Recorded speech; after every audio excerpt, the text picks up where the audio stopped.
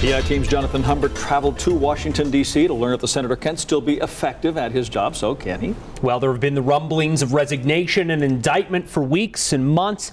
But walking around Washington, you get the sense all sides want this scandal to go away. It isn't. Federal investigators aren't letting it go away. So we wanted to see if Ensign's rumored toxic reputation in D.C. was to be believed. He wouldn't sit down with us. So we had to wait.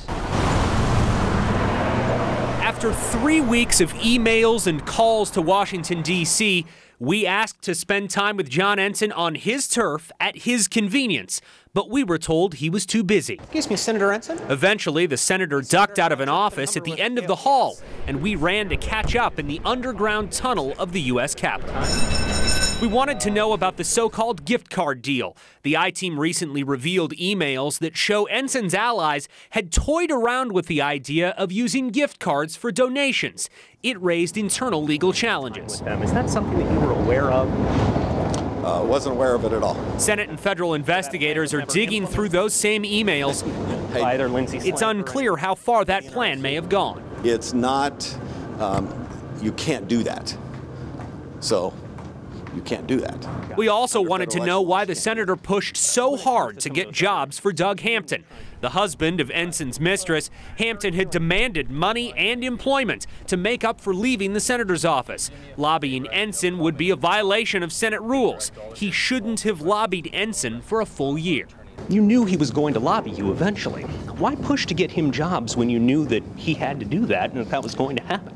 Listen, I've said this many times. You can look at the record. I recommended a lot of different people for jobs, and every senator does that. That's a perfectly normal thing to do. It's up to the employee to honor that. I expected him to honor that. I mean, I operated what I believed was an ethical fashion, followed the laws, and I expected him to do the same. Ensign clammed up quickly when we talked about the $96,000 payments made from his parents to the Hamptons. That money could be considered an improper gift, another violation. That, at the end of the day, could be a serious issue for you moving forward. We've already addressed that. You can read all of our statements on that. We've already addressed that. But, sir, that's a lot of money to listen, the people in Nevada, they want me to do my job. Okay, we hear that time and again. They want me to do my job up here. You folks are focused on this other stuff, and we've addressed it enough times. Yet, as we learned in Washington, Ensign may not be doing his job as promised. 2 hours before our conversation, we tried to find Ensign at 2 different committee hearings. He didn't go to either. Not the Transportation Subcommittee investigating highway safety.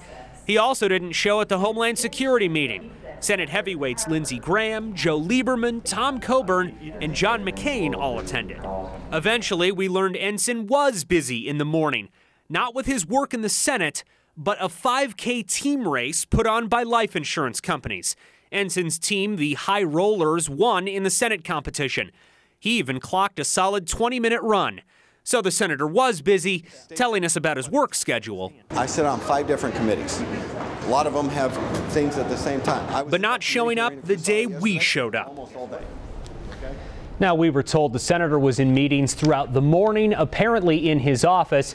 Again, this is just one snapshot of one day. The senator was quick to point out that he did attend the hearing on Goldman Sachs the day before, but we offered him time over 3.5 full days. At any time, we would sit down with him, adjust our schedule at any point in Washington. We were told he was simply too busy.